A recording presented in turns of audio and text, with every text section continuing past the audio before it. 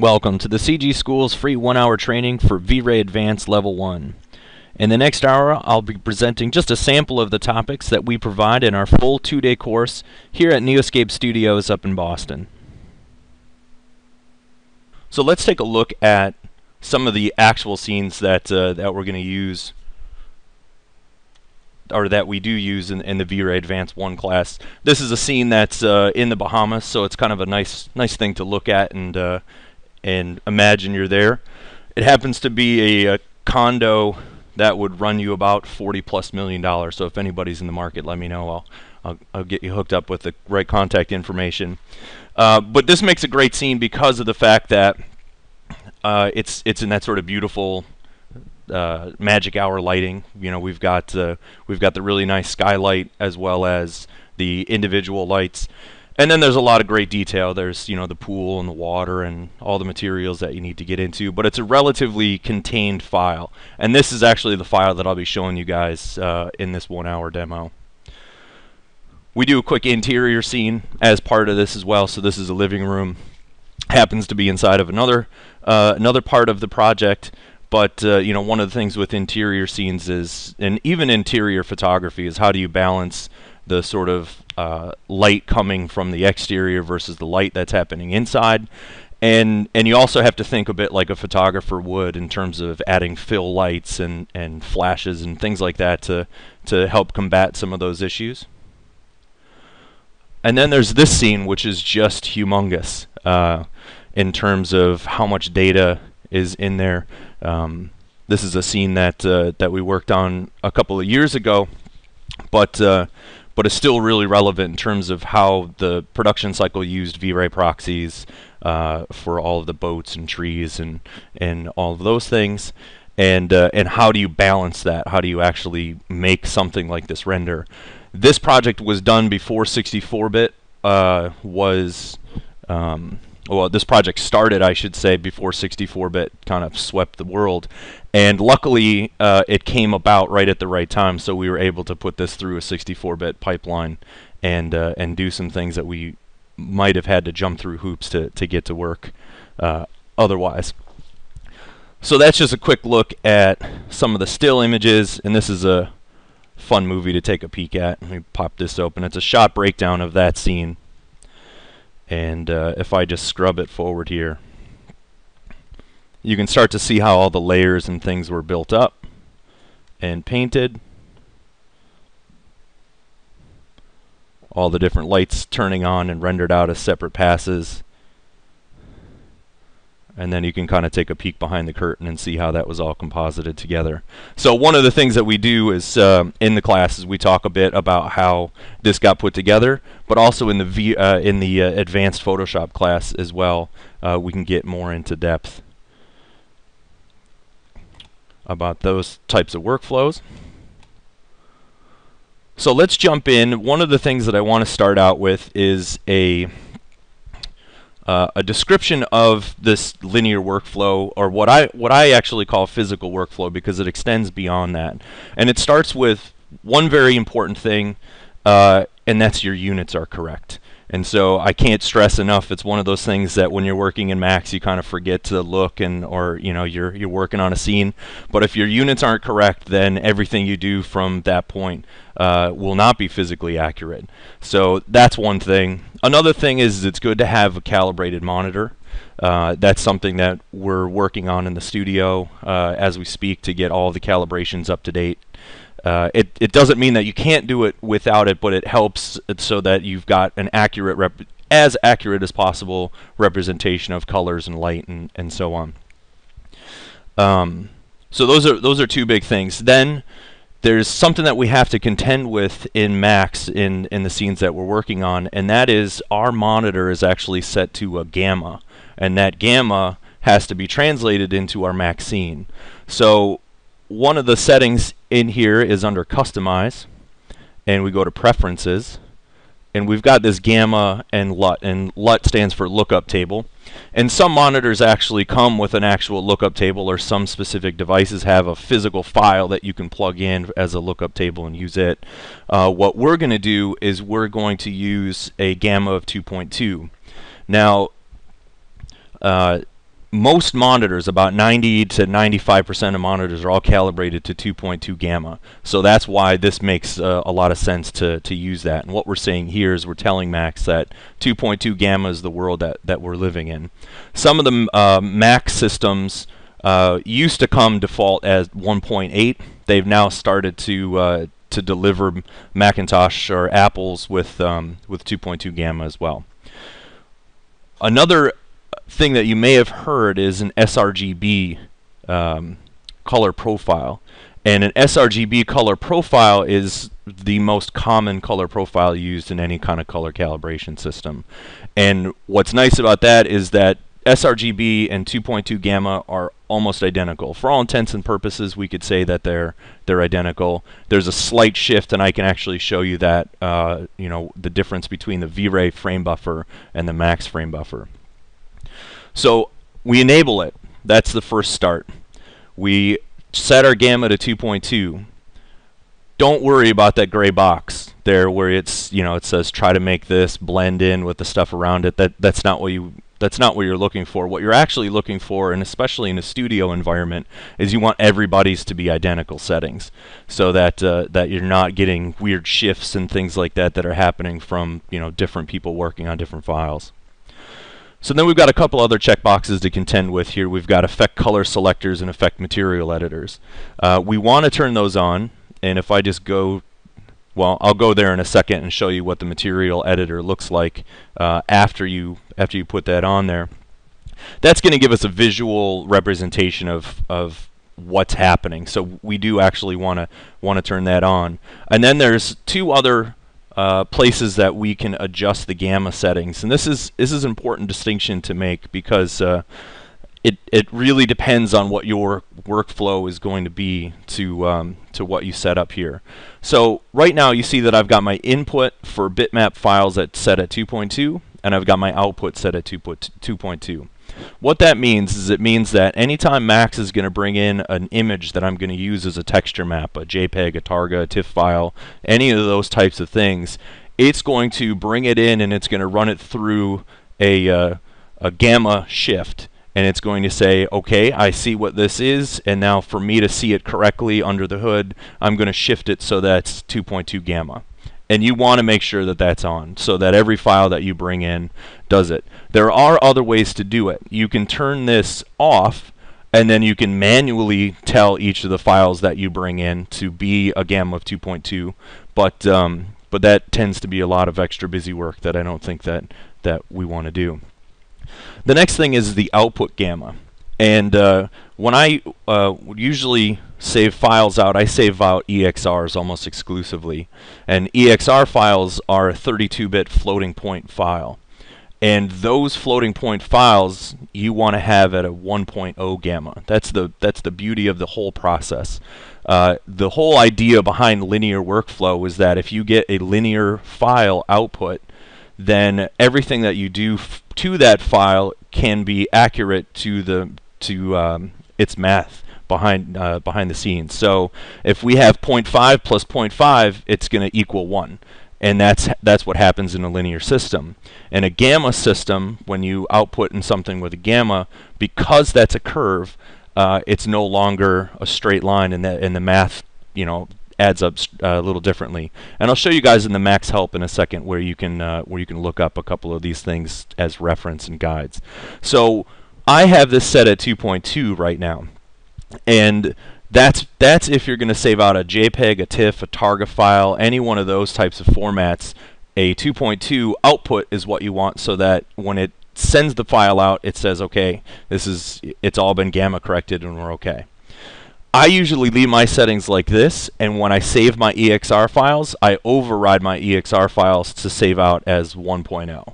And I do that just because if somebody comes to my machine and they're saving JPEGs, TIFFs, Targas, that kind of thing, it's going to work out perfectly. And a lot of people do that for test renders and so on. So I just do that so that it's not confusing when people are working on it. And it's easy enough to save out your EXR files with a 1.0 gamma shift. So that's the first part. The next part and that really starts to take care of our linear workflow. the gamma shift is what we're combating, and then the output, if it's an EXR file for compositing, then you sort of have what you need for those ingredients. And it's honestly that simple. When you get into a physical workflow, and that's something that we've adopted over the course of a few years here at the studio, we take into account a lot more different factors. So we're actually going to work with the physically accurate colors and materials as much as possible, physically accurate cameras and exposures, physically accurate lighting setups. And so anything that we do, and the reason that we would do this is that means that everyone in the studio speaks a common language, and it's all based on factors that either can be measured or understood. And it doesn't take the art, the artistry out of it. It actually lets you be more creative by being able to rely on what you're getting from your output. So you can predict the results and you can actually measure the results, and that's really important. And I'll show you guys how you can measure results to do just about anything you want. So in VRay, one of the nice things about it right off the bat, and I've got a light here that I'm going to turn off, is that it's got a sun and sky system built in. And that sun and sky system is actually built on measurable data. So I'm just going to go to my environment here, and I've turned on my sun and my sky, and I know that under the hood VRay is physically accurate for those values. So that's already one checkbox that we can say, okay, that was easy. For interior scenes, and I talk about this during the sort of full class, we can use VRay IES files. We can use manufacturing data to put that in, and it's actually not that hard to put in real world measurements of light fixtures for anything. So we've already combated our physical sun just by knowing that VRay is accurate. The next thing that we need to do is we need to get a camera in here that's also going to respond the way that we would have it respond normally. And one of the things that I suggest to all artists is that if you have not started to develop your skills as a photographer, you should, because there's so many things that you can learn from photography and that translate into what you do in terms of any artwork, that it really helps. And in the system that we use here, even if you're not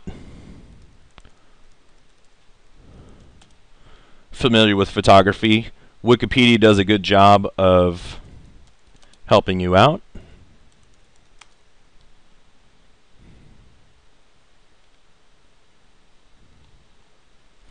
So there's a chart.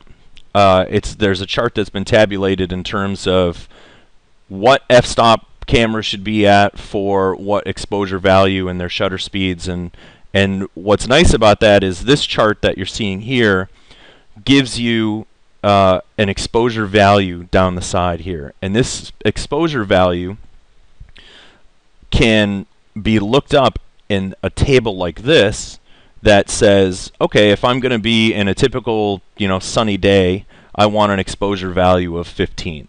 And so what does that mean? Well, that means 15 equals this whole area. So if I'm at a f-stop of 16 and I want 15, I have a shutter speed of 1/125th. That happens to be something that's known in the photography world as the sunny 16 rule. At an f-stop of 16 and an ISO of 100, a shutter speed of a 1/100th or 1/125th is going to put you in the right ballpark. And what's cool about that is that VRay, when it renders, it's actually rendering out floating point. So what we think of as HDR files that have all this extra data, several exposures below and several exposures above, VRay does that automatically for us, and we can control that even after the fact. So even if you're not totally in the ballpark, if you're within 5 stops one way or the other, and it's hard not to get that close, you can actually set it up so that we'll monitor using the VRay frame buffer how we can get the right exposure value. So one of the nice things about that general rule of thumb is we can just plug that in. So I've got a VRay physical camera here, and even my focal length and film gate are what you would imagine a DSLR camera would have. It's a 28mm lens, and it's a 36mm film gate. I've got an f-stop of 16, and I've got my ISO set at 100, and then I've got my shutter speed at 100, or 125th if you wanted to be, be exact to that. And now we think that we should be able to, when we've got a sunny day, we put in a light that's got a sunny day and sky. So we've got our sunny 16 rule. Good. We've got a camera that should be on its way. The next thing that we really have to be cognizant of is our materials. And the materials in this scene are set up. Hopefully this will pull up quickly. I've got a really high-res HDRI file in here, so that's why it's probably going to take a couple of seconds to load up the first time. Great. So we need to make sure our colors and our materials are acting appropriately. One of the things that, and I'll just make a quick VRay material. One of the things that's going to look a little bit different is that when we go to the color selector, remember we chose to have our material editor and our color selector be corrected for the gamma of 2.2 that we're working in. So this may, if you don't have this set up in your Macs at home, this may look a little brighter than usual. The nice thing about it is this is usually the way the materials render. So it's a pretty close proximity of what you see in here to what actually gets rendered. But there's a trick to this. And if you look just at the value slider and you see that we're at mid-gray, we're at 128 gray, and you look at the gradient of that gray, you'll actually notice that it's not 50% gray. It no longer looks like the 50% gray that we're used to. And that's because of the gamma shift in the curve. And I mentioned that in the Autodesk help, there is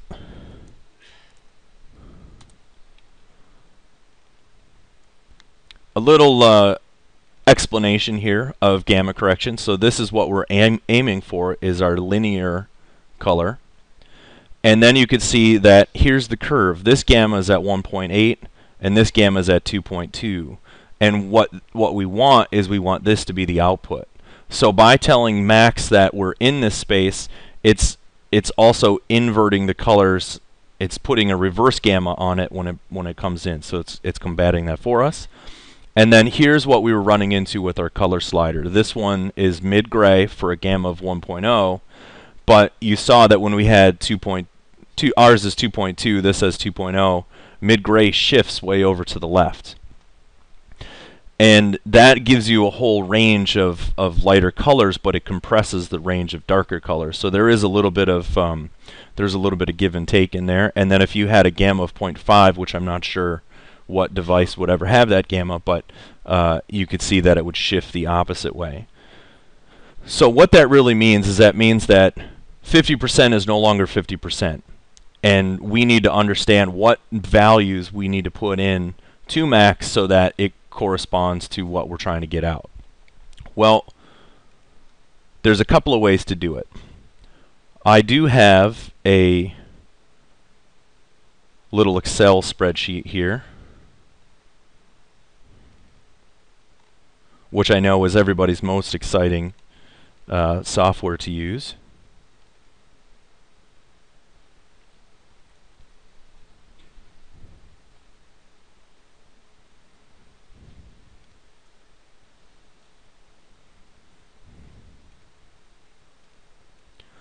Okay, so this is listed off in percentages from 0 to 100, stepping by 5.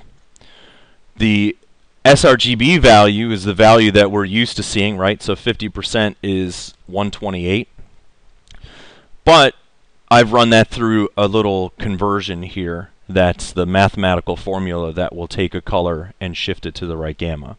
And that's really just that percentage raised to the power of the gamma and then multiplied by 255. So if your gamma was 1.8, you would put that in here. And now you can see that for a gamma of 2.2, our 50% is now 55 gray.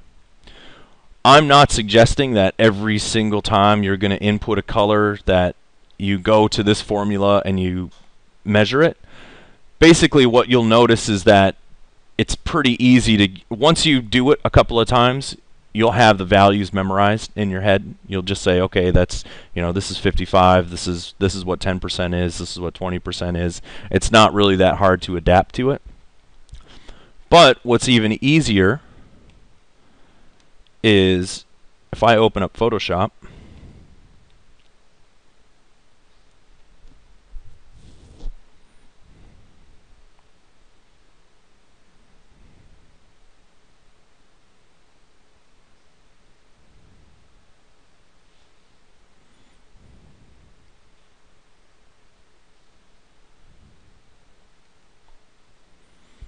and I create a new small little chip here.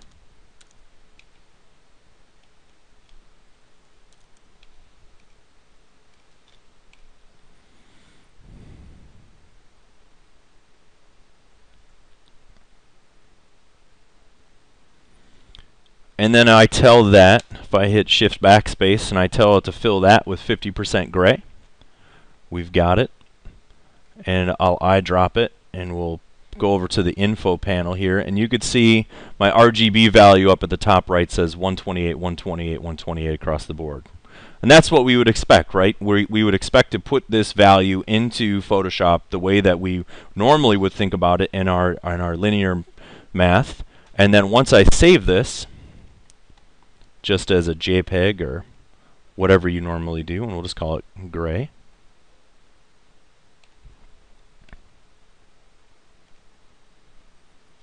And I'll close out of Photoshop. So 50% gray we measured out was 55. That looks correct. But if we just go into load a texture, and I grab that bitmap, and I go back to my desktop, and I grab gray,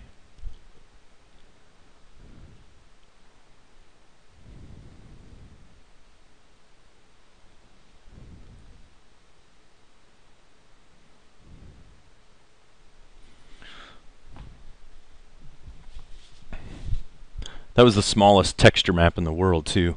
So now that that's in there, we open up View Image, and if I right click on this to pull up the colors, you can see that up at the top it says Gamma 2.2 from System Defaults. So what happened is Max said, okay, any texture map that comes in, we're going to shift the gamma, we're going to call it 2.2. And now when I measure that value, you can see that it's actually, my RGB is 56. We said it was 55, it depends which way you want to round up or down, but we know that we're actually getting the right information into Max. What this means, because of the gamma shift and that's helping things be physically accurate, what that means is that the light propagation in the scene, the way that light bounces off of surfaces, is actually going to happen in a natural way. And one of the things that I like to use as a descriptor of that is if I were to create a white wall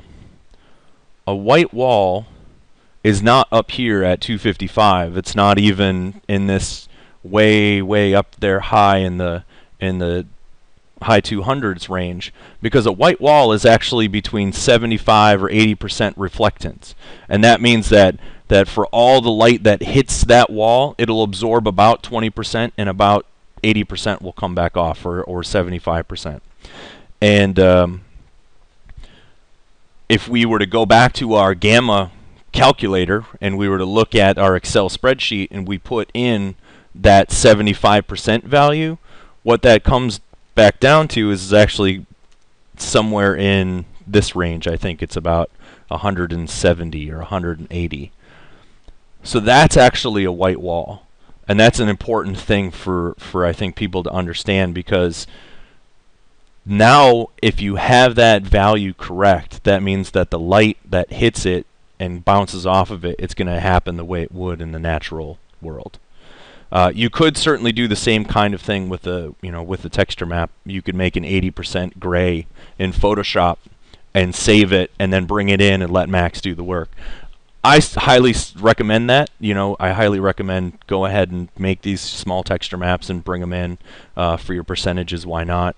We also created a little color clipboard that you can just drag the colors off that have the percentages that you need. So that's a nice little shortcut as well. Another thing that I think is interesting to explore here, just in terms of talking about measurable colors. I'm going to go to a quick site. And this is a website of Pierre Felix Breton, who does a lot of Max and lighting work and analyses, and happens to have this X-Rite Color Monkey CXF reader, which is a funny name for this little device here made by X-Rite, who happens to be part of the Pantone company. And this little device, I actually have a version of it here that I can show you. So it's this little guy that that you can plug in, and it can calibrate your monitor, but it can also measure colors. So you can actually put this on a color chip. Somebody sent you a Benjamin Moore paint sample or any of those things. You can actually put this thing on it, click it, and measure it, and get what the real color is, without any worry about what the light angles and what if it was in ambient light or not. It actually measures the reflectance of that, which is kind of a cool it's a cool little thing. Coincidentally, manufacturers in automotive, and when they make paints or car paints and things, they have really elaborate devices that they can measure to the thousandths of a degree of exactly what the color is, what the reflectance is, how glossy it is, all that fun stuff, which I hope makes its way to the consumer market, so that you could just put it on the material, get your glossiness, get your reflectance, get your diffuse color. And then the other thing that's nice about this is that you can build a library of these parts. So if you've got a physical material, it's going to work in every scene.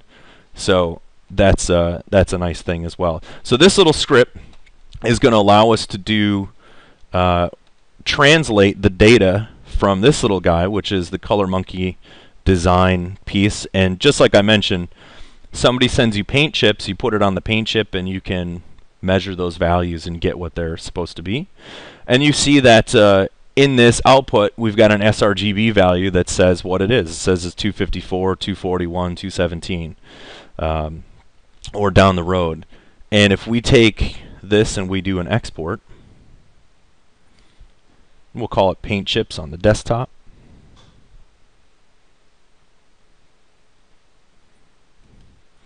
And I'll go ahead and close this.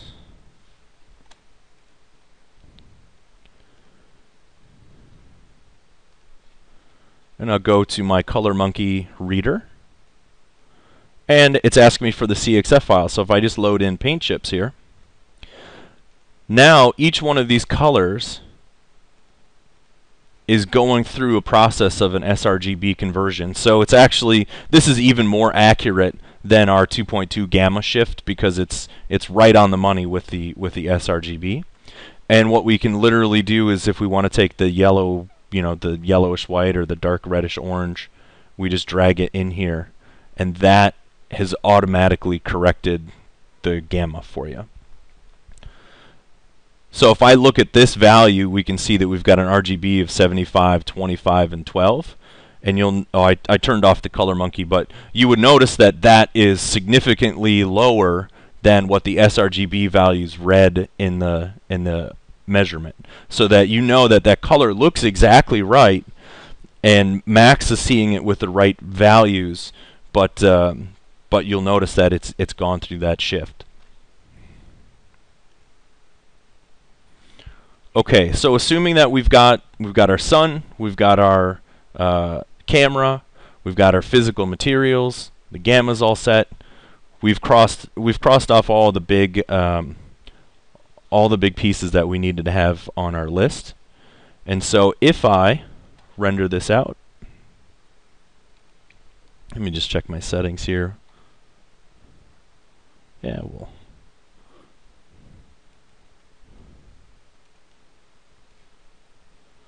we've got some distributed machines in here, so hopefully it'll render relatively quickly.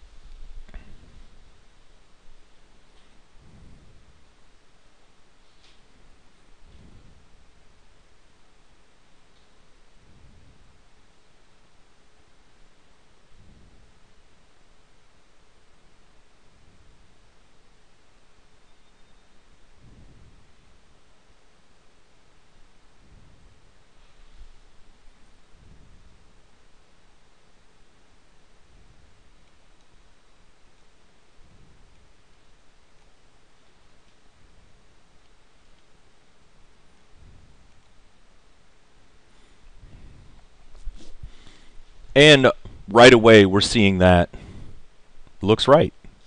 Looks in the ballpark of what we're after. You know, we said the camera settings should fall into this range of an exposure value, and everything should go as planned if we followed our sort of physical format.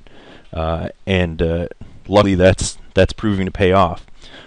VRay comes with a feature in its frame buffer, and its frame buffer is a really great part of it. This is actually what's rendering out in VRay. This is what's under the hood. This is that linear math that we're talking about. This is what it looks like with a 1.0 curve.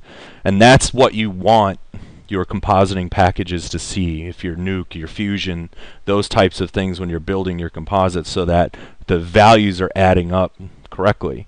What happens is that it gets a lookup table put onto it that converts it to the sRGB gamma. So it gets really something that's put on in the visual of the monitor. Well, to get the a good results are, we can turn on this sRGB lookup table, and that's giving us the indication of what we want to see in our file. Another thing that's really cool about VRay, and we have to make sure that one thing is checked. It's a very important piece of the puzzle.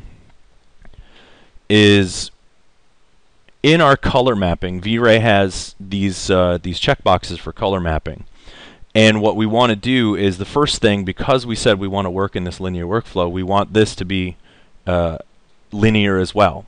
So that's the first thing. The second thing is we tell it to be a gamma of 2.2 here, but we tell it don't affect the colors. And what that's saying is that's telling VRay, hey, we're in gamma 2.2 space, so I want you to calculate your indirect lighting with taking that into account, but I don't want you to put, I don't want you to bake another adjustment, another gamma adjustment. Because if we turned off that checkbox, we would actually get something like a gamma of 4.4, because it would put it on there twice. And then that's key, and so is this clamp output. So when you're working in floating point files, like I was mentioning with EXR files that have values that are not just limited to 0 to 255, they can go above 1, like light sources would. We want to make sure that clamp output is off, and if it is, that means that when you're working on in your max frame buffer, or your VRay frame buffer, if we turn on our color corrections, this button here adjusts the exposure control. If I turn on the exposure control, this tells me that I just went up a stop. And a stop can either be an adjustment in the shutter speed, having the shutter speed or doubling the shutter speed, depending on if you're going up or down, or using a different f-stop. So those are two different ways that you can control.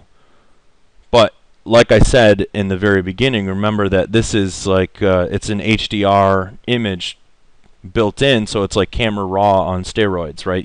You've got all of these exposure values in there, and if it was off, if our rendering looked like this when we put in our camera settings, we'd say, okay, that looks a little too dark. Let's go ahead and ramp that up. Another nice thing that they've added to VRay is the ability to show corrected colors. And what that means is that you can measure colors in the VRay frame buffer after they've been corrected. So if I say turn on corrected colors and I right click, you can see that I can measure these values, and they're starting to get way up there above 1. You see the color float where it says 3.6 and so on. You can actually measure these values so that if you want to make sure that your whitest point, your whitest surface is not overly bright, is not over white, which is that surface in this case, I can measure it and make sure that my color float values are below 1. So we can dial in mathematically our exposure by measuring what we want to have exposed properly. And that's a real nice feature to be able to just say, okay, this is how that should look, and go for it.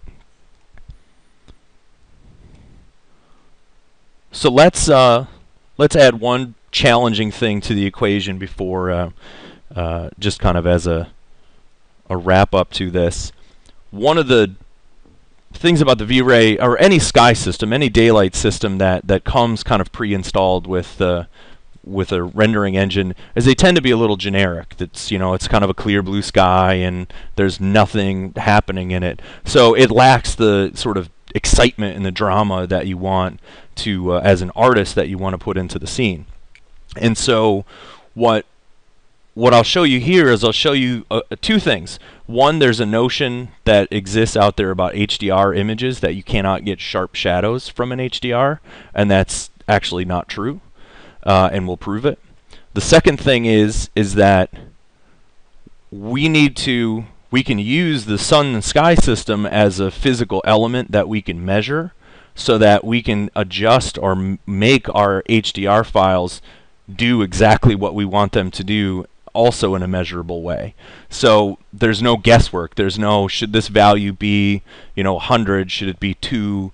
We'll actually be able to physically go in, select it, measure it, make our adjustments. So one of the things that I have set up in this scene is I just have a straight on camera here. And what I'm going to do is I'm going to render out a spherical camera. So the camera is actually going to see 360 degrees around me. And I don't even need the geometry for this. I really just want to see the sky. And spherical images are usually 2x wide by 1x tall. So that's a standard convention. So I'm making a rendering here that's going to be 1600 pixels wide by 800 pixels tall, so that's 2:1 ratio. The next thing I'm going to do is I'm going to use a feature of VRay that's in the VRay camera, and I'm going to tell it to be a spherical camera, and I'm going to override its field of view to 360 degrees. So what I'm telling it right now is I'm saying, look at from this spot and render out everything in a 360 degree fashion. So I should be able to hit render.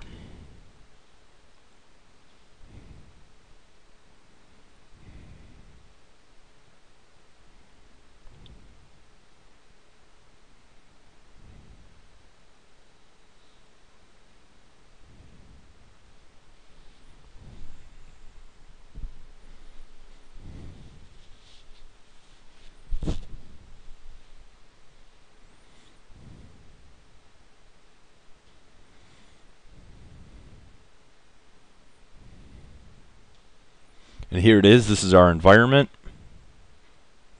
So that's what that sky environment is all the way around us. And you can see right here, this is where my sunlight is happening. And if I zoom in on these pixels right here and I measure them, look at what happens at the color float value. If I measure just the pixels off to the left of it, I've got color float values that are, one channel is getting above, the blue channel is getting slightly above 1 in that case, but they're mostly, in our 0 to 255 range in terms of, from 0 to 1. But once I get up here onto the sunlight, look at how dramatically the numbers go up. I've got 40,000 in a float value. 40,000, 38,000, 31,000. Those are the numbers of the channel. That's what's lighting our scene. The fact that those pixels are so bright that's what you would expect, because the sunlight is so much brighter than the skylight everywhere that you would expect those values to be really, really much higher. So what we're going to do here is we're going to use this as our measured value. We're going to say, all right, well, this is roughly in about, if we average those numbers out, we're talking about a 35,000 float value. And we're going to take that into account when we look at our HDR file. So I'm going to open up an HDR file, just an HDR shop.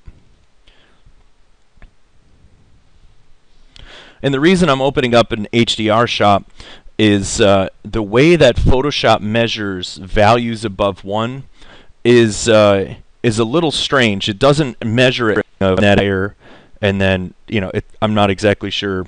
I'm sure there's a mathematical way that it's reading it. I just don't know how to translate that yet into what float values are. So what I'm going to do here in this case is I'm just going to use HDR shop, and I'm going to go to the location of an HDR that I've got.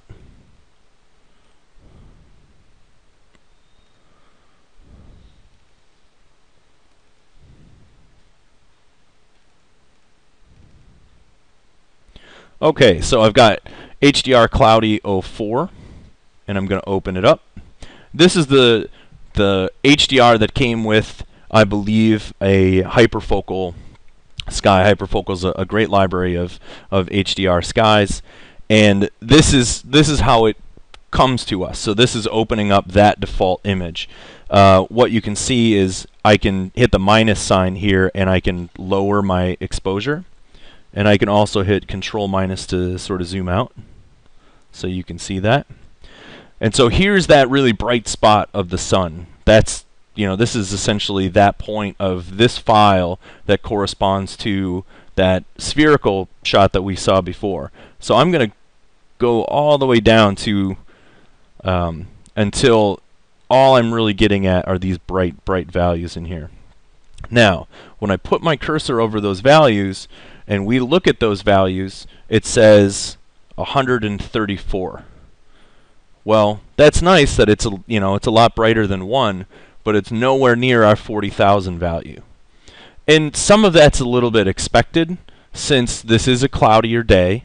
We wouldn't expect the sun to necessarily be as bright as it was on that cloudless day. But I think we can do better. But let's say I really like the clouds in the sky. I think as an artist, this is going to be the right environment. Well, what do? Well, we know what the value should be, and we know what the value is. We just need to change it. And so we'll go ahead and hit OK. And I'm going to go to Photoshop.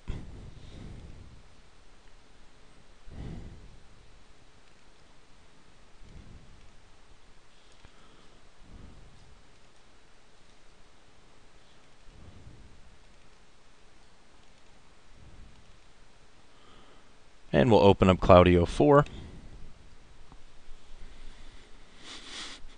Working with these high-res HDR files can take a little bit of time, just because they're large files, but it's well worth it, and it's nice to keep them high-res. I mean, I think that some of these are like 10,000 pixels wide or 16,000 pixels wide there, but that'll keep all of that really nice detail when you do a high-resolution rendering in just about any direction.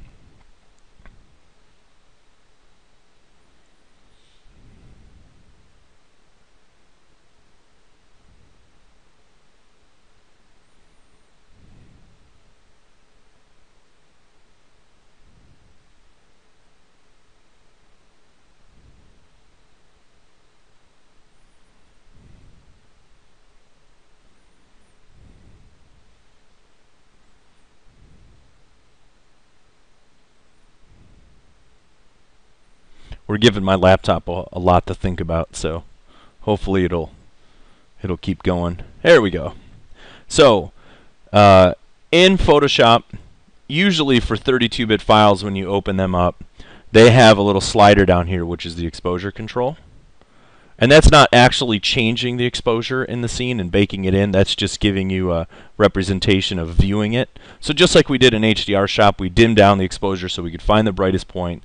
Well, we do that here, and I select it, and I look at my color, and it says 255, 255, 255, and we say, well, that's not really going to work because that means it's clipped. But if I select the color and I look to see what that color is measuring, that measuring is actually 20. So, and that's the maximum Photoshop will put these values in. So our other value said 134, right? So this actually says, okay, that it's 20, but then it's also 7.5 stops brighter than that. I'm not exactly sure what math is involved here between what 20 to 7.5 stops actually is. So it does require a little bit of kind of trial and error, I've found, to get the values to be what you want. And that's really nothing more than sort of going into, you know, a little area, and it can be really small, because when we looked at the VRay Sun and Sky that we rendered out, remember there were just those few pixels that were those super high values. Well, if we just go ahead and make a small selection in here, and maybe we'll just give it a little bit of a feather. If I adjust the exposure on just those pixels right here, what I'm doing is I'm essentially telling those pixels to be so much brighter than 1 that hopefully we can get them to our 40,000 value. In this case, I'm going to try, I think it might have been 8 stops was the magic number. So let's go ahead and hit OK.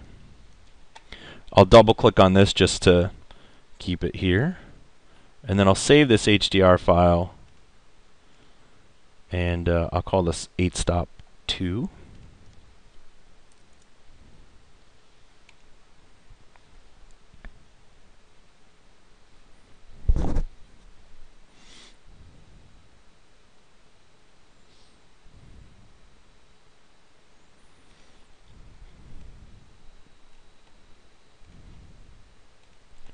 Kill a couple of these other windows quick.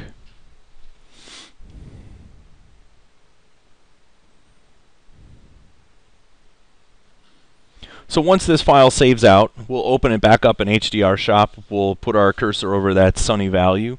Hopefully, if all goes right, it'll be in the range of where we want it to be in our 35 to 40,000. Or it could even be a little bit less, since we said it was a cloudy day, so maybe the sun's not quite as intense. But we should be able to take that and then put it into our scene, into a dome light, and let it do the rest of the work for us.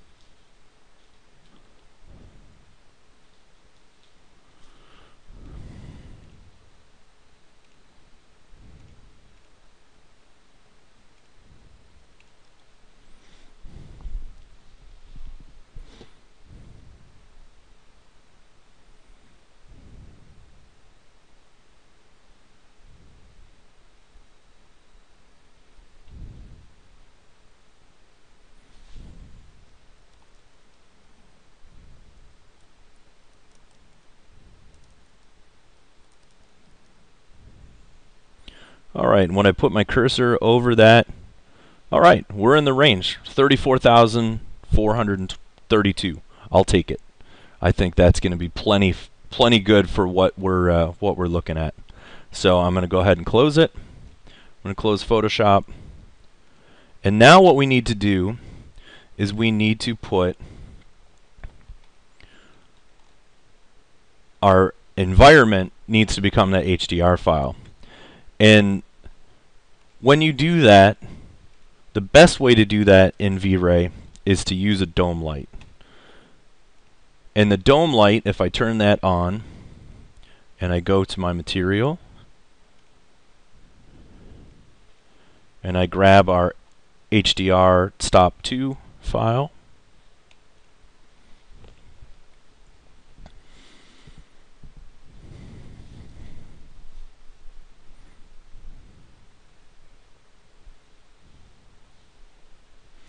Alright, that gets loaded in there.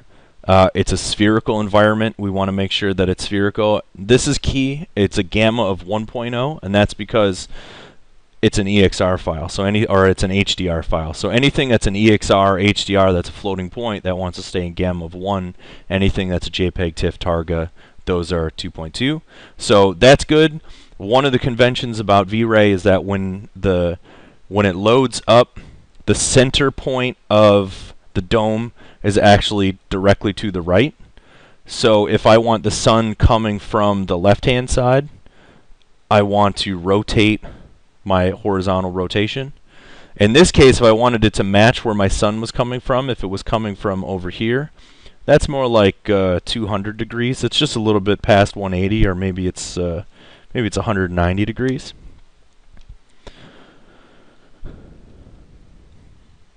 Then I'm going to switch back to my pool terrace. Well, you know what? Why don't we give it a try? I'll turn off my sunlight, and I'll turn off my environment.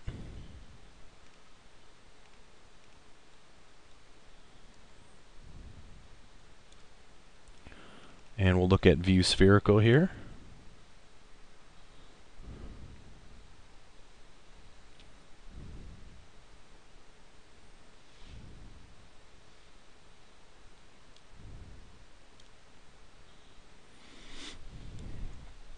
Now, the reason that we're using an HDR inside of a dome light is that the way VRay operates is that it can sample that HDR file much better. You'll get a nicer, cleaner result.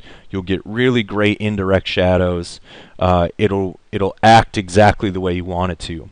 If you put an HDR file in the environment, like we did the sky itself, the way it samples all those points out in space, you can get splotchiness to your final result. It sort of doesn't interpolate it near as nicely as it does if you put it inside of a dome. So I highly recommend that anytime that you're going to use that feature of VRay, put it in there. Well, look at that.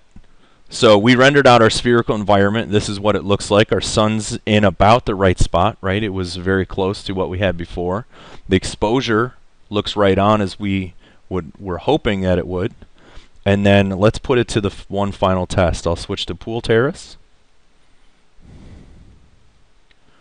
I will turn off my spherical camera and my override of 360 degrees. And I'll change my output size to back to the 800 by 1000. I can actually go ahead and, well, I'll leave that window open just for a minute. And hopefully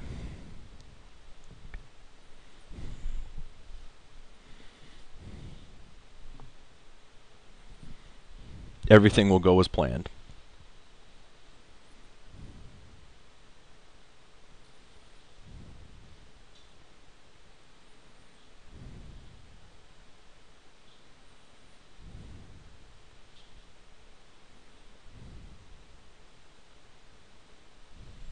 Helps if I turn on the geometry.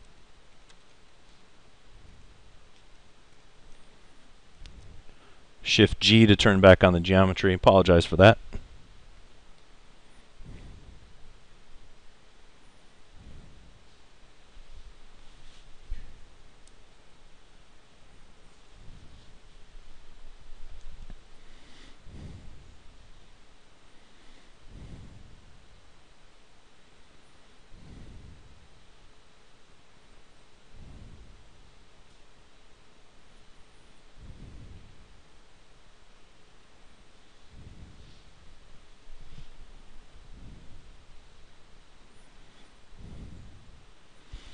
Of course, I think when I canceled it, my distributed rendering machine sort of got a little angry at me, so we'll see. Hopefully they'll pick up.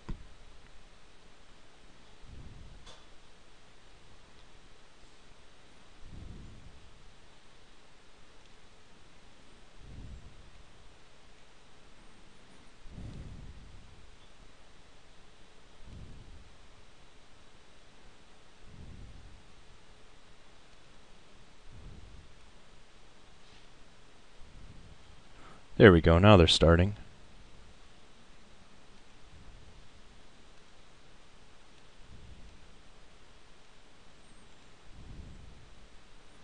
And now you can see that we don't have the same sort of dull, boring gradient in the background. We've got some nice clouds. They're reflecting in the pool. They're showing up in the glass. And that's all starting to look really nice. We've got one little issue down here, and that's just the fact that I turned off the geometry for all the rest of the stuff that's in the background. And so you can see that hard line where the dome ends. But we would fix that with either rendering out a path separately of things that belong in the background. And after this renders, I'm going to zoom in to one of the areas that is going to be casting a shadow, and we'll look to see if it's true that we can actually use an HDR to get sharp shadows. I should note that the more pixels that we turn into a really bright area, the larger we make that area, the softer your shadows are going to be. So the wider that, it becomes an area light essentially. So when you want to get those nice crisp that spot that we turned into the really bright sunlight, you want to actually keep that confined to another nice thing about and it gives a really nice quality to it. In the class, in the full 2-day class of this, I actually show what the difference is in the render elements of what happens when you have a dome light versus other different types of lighting. But let's go ahead and let's zoom down in here where we would expect a sharp shadow. And sure enough, we have this nice clean sharp shadow where the sun is coming close to it, and that's exactly what we would expect. And then you'll notice that it looks very similar to what we had before. I'm actually stopped down just a little bit. But we've got a nice, we've got a much nicer image, and it's all based on the physically accurate setup. It's all based on things that we were able to not have to guess around, other than guessing what Photoshop's voodoo math is that you know, hopefully I'll understand at some point. But that's it. So that wraps up this sort of 1-hour sneak peek at the class. You know, for anybody that's interested in the full 18 hours worth, we get into a lot more detail of some other fun stuff just like this.